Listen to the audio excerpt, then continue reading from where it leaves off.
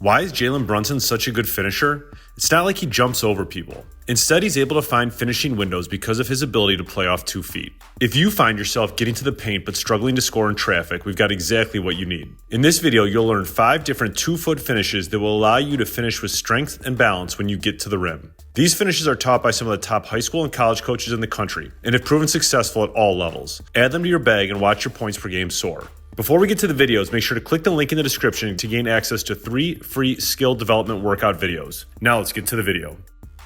A key footwork for us is a stride stop. And so we'll take a look here at what a stride stop is and why we might use that. And then we'll also progress through a few of our finishing drills.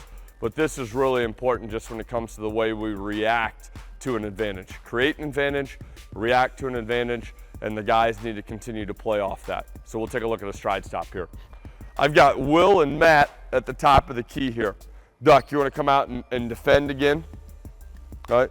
Will is going to drive a lane line right now, right? As he's attacking down a lane line, there are basically 2 ways to stop. You've got your classic jump stop where he could drive in, jump stop, shoulders parallel-ish to the baseline there. We don't do a ton of jump stopping because we feel like our finishes are limited. We still do jump stop some. It is a good, strong position to be in where you can shot fake, you can get fouled, you can seek contact. But what this limits is it limits your ability to pass back out of the paint. It limits some of your finishing and your creativity that guys can have in the lane. What we do a lot of is when we drive into the lane from any angle really, but this is a good one to take a peek at, is we stride stop. So Will's driving to his right. On his pickup, he's going right, left. So when he goes really slow here, he's going dribble, right, left, and then now his shoulders are almost pointing towards the corner of the court. And that defender who's on his inside hip, now we've got a little more protection of the basketball. And it allows Will some creativity on his finishes. We'll practice an inside hand finish. Go and step off for me, Duck. Okay? If I'm the defender, I'm a little bigger, I'm behind, Will might try and sneak that inside hand finish in, right? If I've got an angle here, I'd beat him towards the rim, he might just try and go outside hand finish and protect with his inside shoulder, right? If he's driving down a lane line and I'm a little out of control, stride stop, and he might go rondo. And I'll break all these down as we go through our finishing drills, but just giving you an example of it. So we've got an outside hand, an inside hand, and a rondo. The last thing it allows us to do is, and go ahead and give your ball to Gunnick back there, is it allows us to easily play to the guy behind us. So if I'm chasing him down, Will picks it up, now he can freely pivot and play back to an offensive player behind him. So we stride stop in the lane to give ourselves opportunity at finishes and opportunity to play back to each other behind us for great shots. Okay? I'm going to talk a couple teaching points on the stride stop, and then we'll take a look at some of the drills. Right? As Will drives, sorry Will, I was going to take a steal there. As Will drives, the first thing I'm going to focus on is just his pickup. When he picks the ball up, that offhand has got to go get the ball and put it to his back shoulder. He's not going to pick it up down by his waist and then bring the ball up. That slap of that ball is going to bring it to his back shoulder. So back it up and let's take a look. Both you and Imig do a rep of this here. So he's going to rip the thing, drive it down the lane line. That strong pickup. You should almost hear that ball pop. Good, very good, right? And then the other thing on this is, again, that timing of that right, left, and then they're still really strong and balanced. They're not going right, left in such a manner where they're off balance and they're getting pushed. They still own their space, can take a hit, and then they can freely pass and pivot. All right, so the second move we're going to work on in this, now we're going to go what we call a jump hook. Now sometimes it's going to look similar to the floater, but now we're going jump hook where you're going to go off of 2 feet, okay? And making sure when they go off of 2, they want to make sure not to expose their body and turn to open up initially to get the defender to reach in and take from them, so they're going to protect the ball with their body, okay? They want to make sure on the jump hook too, as you see Rustin going in, go ahead Rustin, they want to get the ball quick up to here, the shoulder, the ear, quick as possible, and they're shooting the jump hook over the defender where they can't sit there and block it from them. You ready to go? Let's go. So going jump hook, coming to a good stop on balance, extend and finish. Here we go. Tell them to shoot it like the normal shot. Coming off, doing an extend, finish, snap the fall through. Talk to them about staying low and finishing high. Good. Dribble out hard, quick stop, good, 4 pivot. The third one we'll go into this, coaches, is we're called a Veer finish. Now, what the Veer finish is going to be is, say I'm a defender on Russ, and Russ is coming in, I'm on his hip right here. Russ is going to work on getting his hip and his side into me. If he gets into me now, he can now go forward, right, and finish. It could be that, it could be the distance where it's further away, where he could do the same thing, where again, he gets into me here, and now he's going to the basket and creating separation. Anytime you can get into a shot blocker, your body into him, it takes away that shot blocking opportunity from him. The other thing, it might be further down. He might dribble in here, he might get across me here, right, so he can get his body across me to go finish. The whole thing they're trying to do is get their inside hip, shoulder across the defender, right, to be able to go finish, right? So you can have it stop here. You can have it here, coaches, be like a defender right here. So they got to work on doing it against the defender, okay? So it's here dribbling in, they're coming into him, right? Getting the shoulder, hips, body across, trying to pin across the defender. Make sure their shoulders get parallel to the baseline. Parallel baseline, going off of 2 feet. Going off of 2, get on balance, get on control. Come across, get on balance. Get across, body. Here you go. Side dribble, get across, good body. Top square. Next, we're going to go to a power layup. So we'll have Broden do a left-handed power layup on the left side and a right-handed power layup from the right side. Power layups are different than regular layups in that you go off both feet. Key aspects to the power layup. As you're dribbling in, make sure that you keep the ball away from the defender. Second, when you jump stop, get those toes parallel to the baseline. This is the only shot in basketball where you're not going to be squared up to the rim.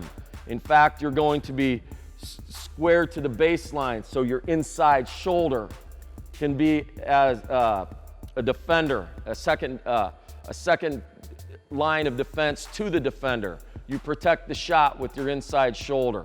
Third, when you jump stop, bring that ball to the chin.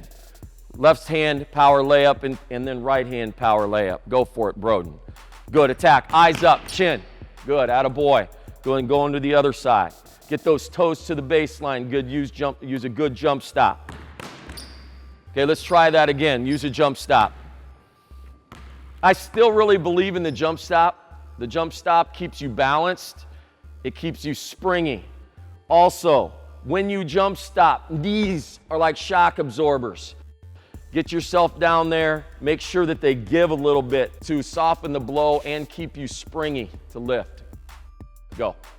No 1-2 step, jump stop. Attaboy, good job. That's your power layup on the sides. Now, Broden, you're going to come to the middle of the lane and do a power layup. So you're going to dribble in from the left-hand wing into the middle of the lane, jump stop, power layup. You don't want to be square to the rim. You want to have your inside shoulder as your protection, but you don't want to turn totally sideways either. So we want you to get your toes to the short corner. Okay, and the short corner area is about 1 step off of the baseline and 1 big step off of the side of the lane. Point those toes to the short corner, rise up and finish it over the top of the rim. Let's try it on the left side with the right hand. Attack. Power layup.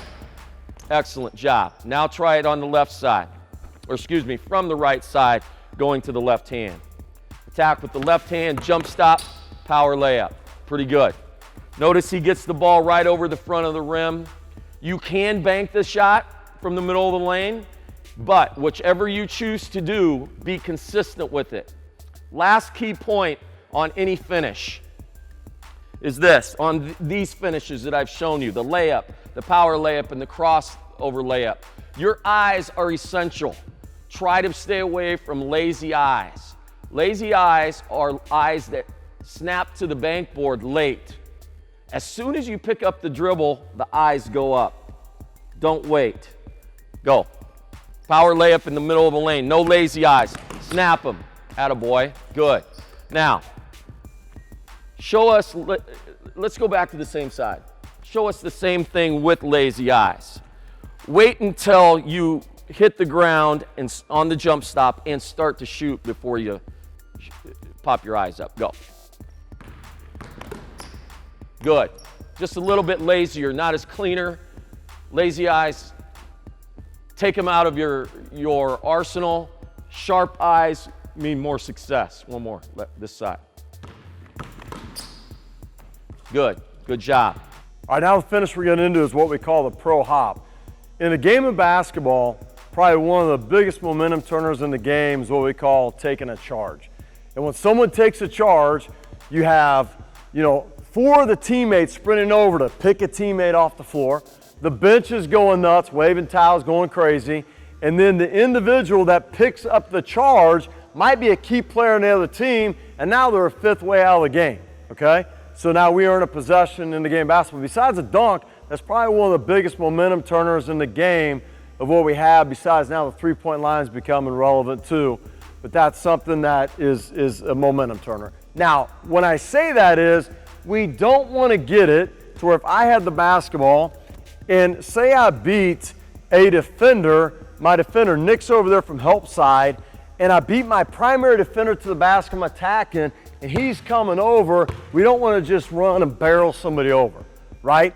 So the pro hop is a great move in the sense of being able to get to a sweet spot that you want and being able to finish, maybe into the lane, but also it's great in avoiding a charge, right? Avoiding a help side defender coming over. So if I'm coming here and Nick's coming, the idea is I simultaneously want to dribble and stop. So as I dribble, I'm coming to a stop. At that point, I'm going to pick the ball up. As I rip the ball across, I'm going to what we call a lateral type hop to a side to get to an area. And then I would have my lead shoulder in front facing the basket to be able to go into finish. Dwayne Wade is probably one of the best at this.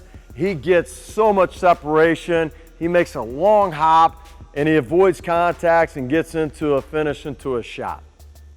All right, now we're going to pro hop at the basket, okay, working on it. Again, I like to start them right at the first hash. They're going to be in a stance.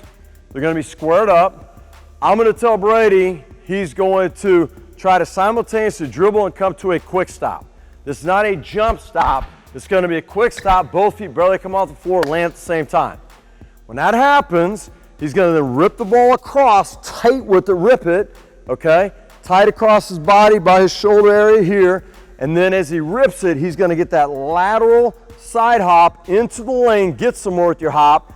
Remember, have that lead foot forward and go up into a finish. Soft landing, you're going to be landing off a 2 off your hop in here, okay?